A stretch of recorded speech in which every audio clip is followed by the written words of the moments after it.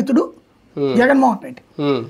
ఆ మీడియా పిశాచం సృష్టించింది ఎంతసేపు భయం సృష్టించేసింది, వణుకు సృష్టించేసింది.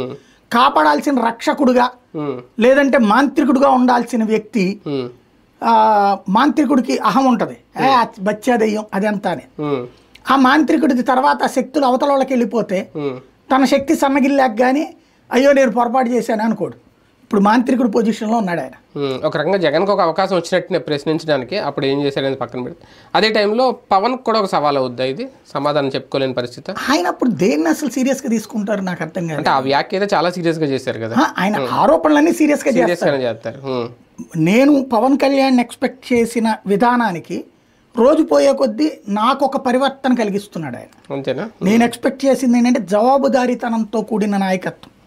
అవును, జవాబుదారీతనం అంటే ముందు ఆరోపించారు, ఓకే పవర్లోకి వచ్చారు, దీనికి వివరణ ఇస్తారు, ఇచ్చి ఇదిగో ఇట్లా చెప్పారు కదా, నేను ఆ రోజున పొరపాటు అంచనా వేశాను అంటారేమో అనుకున్నా. ఇప్పటికే 30,000 మంది మిస్సింగ్ గురించినే మాట్లాడతారు, ఇప్పటికే 18 మందిని రికవర్ చేశారని చెప్పేసి ప్రశంసిస్తారు.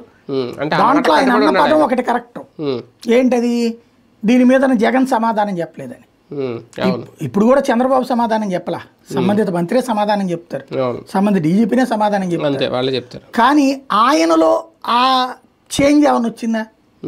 నేను మిస్సింగ్ కేసులు అంటే ఇట్లాగే అనుకున్నాను, నాకు వచ్చిన ఇన్ఫర్మేషన్ పొరపాటు అయ్యి